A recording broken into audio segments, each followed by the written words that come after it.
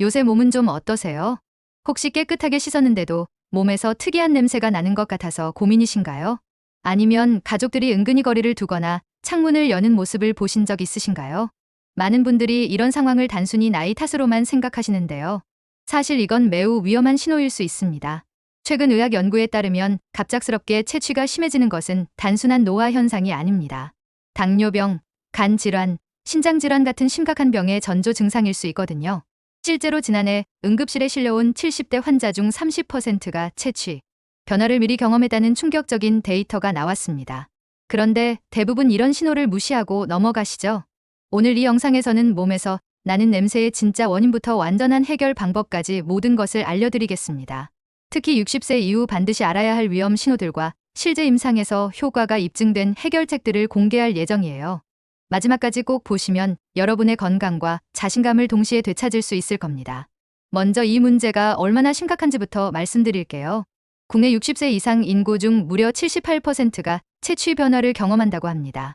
그런데 이 중에서 단순한 노화로 인한 것은 겨우 35% 정도예요. 나머지 65%는 질병이나 건강상의 문제가 원인이었습니다.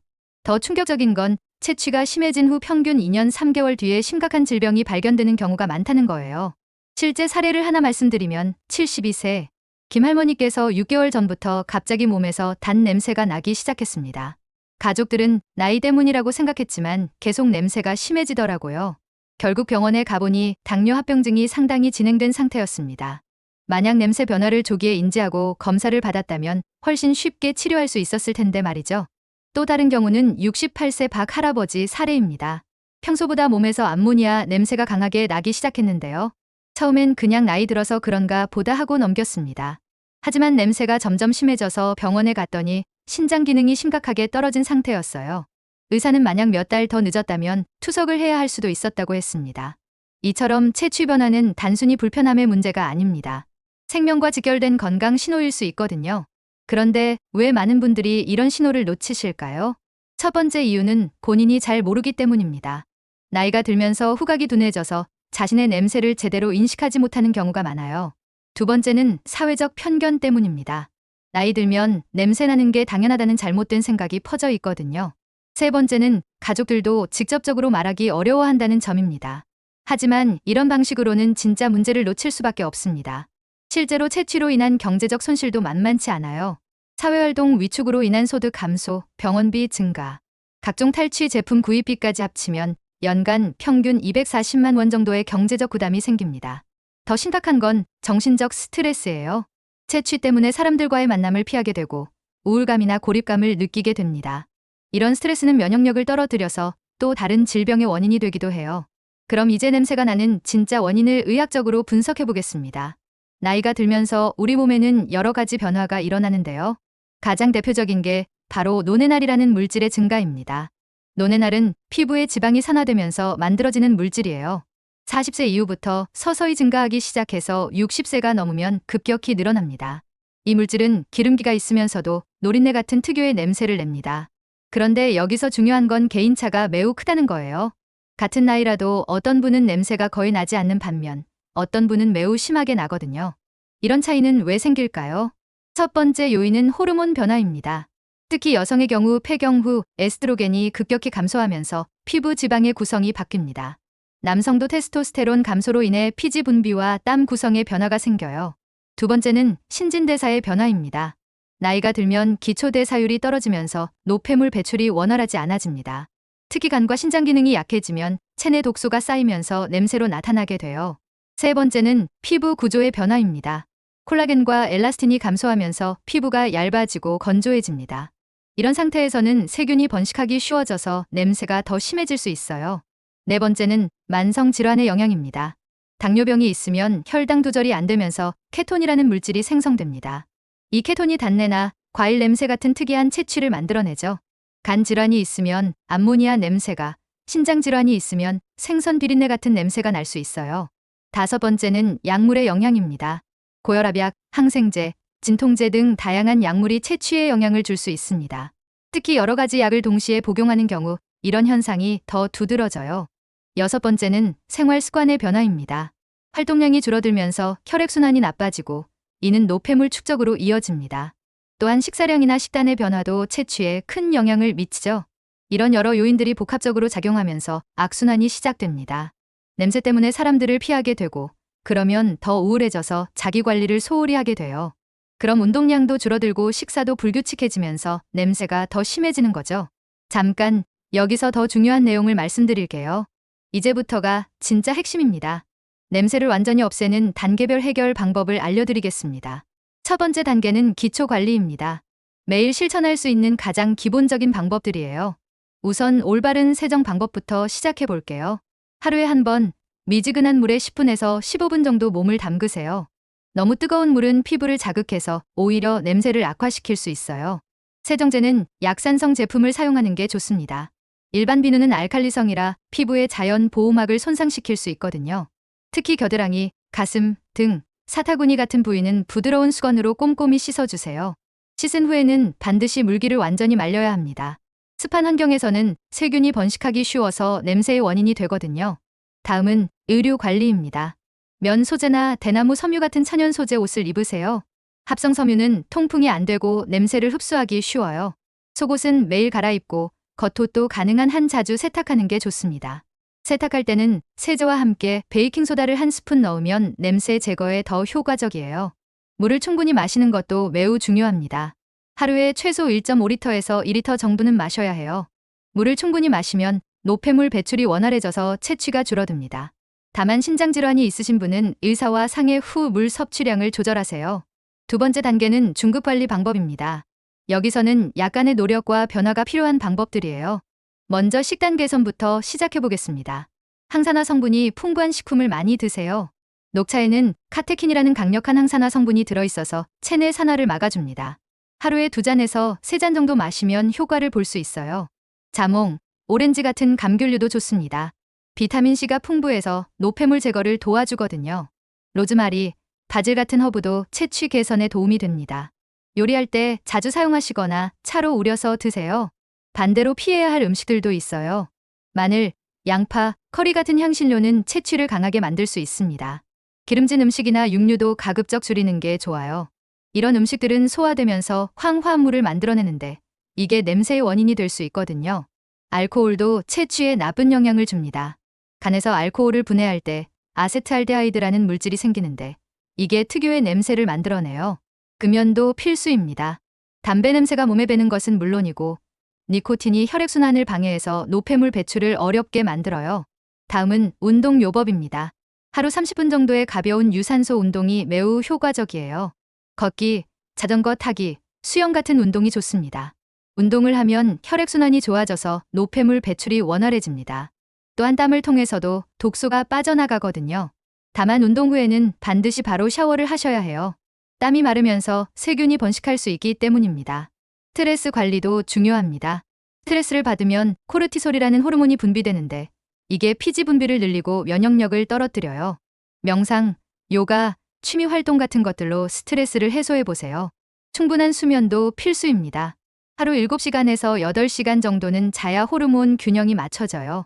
수면 부족은 스트레스 호르몬을 증가시키고 면역력을 떨어뜨립니다. 세 번째 단계는 고급 관리 방법입니다. 이미 냄새가 심한 경우나 더 적극적인 해결을 원하시는 분들을 위한 방법이에요. 먼저 전문적인 검진을 받아보세요. 채취가 갑자기 심해졌거나 특이한 냄새가 난다면 반드시 병원에 가야 합니다. 혈당 검사, 간 기능 검사, 신장 기능 검사를 통해 숨어있는 질병을 찾아낼 수 있어요. 갑상선 검사도 중요합니다. 갑상선 기능 이상은 채취와 밀접한 관련이 있거든요. 호르몬 검사도 받아보시는 게 좋습니다. 특히 폐경기 여성이나 남성 갱년기에 해당하시는 분들은 호르몬 불균형이 채취의 원인일 수 있어요. 피부과 상담도 도움이 됩니다. 피부 타입에 맞는 전문적인 세정제나 관리 방법을 추천받을 수 있어요. 경우에 따라서는 처방약이 필요할 수도 있습니다. 프로바이오틱스 보충도 고려해보세요. 장내 환경이 좋아지면 독소 배출이 원활해져서 채취 개선에 도움이 됩니다. 하루에 100억 개 이상의 유익균이 들어있는 제품을 선택하시고 최소 3개월은 꾸준히 복용해야 효과를 볼 수 있어요. 오메가3 지방산 보충도 좋습니다. 염증을 줄이고 피부 건강을 개선해서 채취 완화에 도움이 돼요. 하루 천행 정도가 적당하고 생선 알레르기가 있으신 분은 식물성 오메가3를 선택하세요. 아연과 마그네슘 같은 미네랄 보충도 효과적입니다. 아연은 상처 치유와 면역력 강화에 도움이 되고 마그네슘은 스트레스 완화와 수면의 질 개선에 좋아요. 다만 보충제는 반드시 의사와 상의 후에 복용하시기 바랍니다. 지금까지가 진짜 핵심이었고 이제부터가 더욱 중요한 부분입니다. 전문가들만 아는 특별한 관리법을 공개해 드릴게요. 먼저 족욕의 놀라운 효과입니다. 매일 저녁 잠들기 전에 40도 정도의 따뜻한 물에 15분간 족욕을 해보세요. 여기에 베이킹소다 1스푼과 라벤더, 오일 2방울을 넣으면 더욱 효과적이에요. 족욕을 하면 혈액순환이 좋아져서 전신의 노폐물 배출이 활발해집니다. 또한 스트레스 해소와 숙면에도 도움이 돼서 호르몬 균형까지 맞춰줘요. 다음은 레몬물의 활용법입니다. 아침에 일어나자마자 미지근한 물 한 컵에 레몬 반 개를 짜서 드세요. 레몬의 구연산이 체내 피를 조절하고 해독 작용을 도와줍니다. 단, 공복에 드시기 때문에 위가 약하신 분은 물을 더 많이 희석해서 드세요. 계절별 맞춤 관리법도 있어요. 여름철에는 땀 분비가 많아지므로 하루 2번 정도 간단히 샤워하는 게 좋습니다. 겨울철에는 실내가 건조해서 피부가 갈라지기 쉬우므로 보습제를 꼭 발라주세요. 봄과 가을에는 환절기라서 면역력이 떨어지기 쉬우니까 비타민C가 풍부한 과일을 많이 드세요. 의류, 소재별 관리법도 중요합니다. 면 소재는 통풍이 좋지만 냄새를 흡수하기 쉬우니까 자주 세탁해야 해요. 대나무 섬유는 항균 효과가 있어서 냄새 억제에 좋습니다. 우리나 실크 같은 천연 섬유도 화학 섬유보다는 낫지만 관리가 까다로우니까 주의하세요. 응급 상황에 대처하는 방법도 알아두시면 좋습니다. 갑자기 냄새가 심해졌을 때는 물티슈로 겨드랑이와 목 부위를 깨끗이 닦아주세요. 그 다음에는 베이킹소다를 조금 묻힌 젖은 수건으로 한 번 더 닦으면 냄새가 많이 줄어들어요. 외출 중에 냄새가 걱정될 때는 항균 스프레이를 옷에 뿌리지 말고 피부에 직접 뿌리세요. 다만 알코올 성분이 들어있는 제품은 피부를 건조하게 만들 수 있으니까 주의하시기 바랍니다. 피해야 할 위험한 습관들도 알려드릴게요. 첫째, 향수나 방향제로 냄새를 가리려고 하면 안 됩니다. 두 냄새가 섞이면서 더 이상한 냄새가 날 수 있어요. 둘째, 너무 자주 씻는 것도 좋지 않습니다. 하루에 2번 이상 샤워하면 피부의 자연 보호막이 손상될 수 있거든요. 셋째, 강한 세정제나 때밀이 수건을 너무 자주 사용하지 마세요. 피부가 상처나면 세균 감염의 위험이 있습니다. 넷째, 다이어트를 너무 극단적으로 하면 안 됩니다. 급격한 체중 감소는 케톤을 생성해서 특이한 냄새를 만들어낼 수 있어요. 가장 중요한 부분을 말씀드리겠습니다. 많은 분들이 이런 상황 때문에 어려워하세요. 첫 번째는 경제적 부담입니다. 각종 세정용품, 의류, 병원비까지 합치면 상당한 비용이 들어가죠. 하지만 처음부터 비싼 제품을 살 필요는 없어요. 베이킹소다, 레몬, 식초 같은 집에 있는 재료로도 충분히 관리할 수 있습니다. 두 번째는 가족들의 무관심이나 오해입니다. 나이 들면 냄새 나는 게 당연하다고 생각하거나 본인이 예민하다고 치부하는 경우가 많아요. 이런 경우에는 가족들에게 이 영상을 보여주시면서 함께 이해하고 도와달라고 요청해보세요.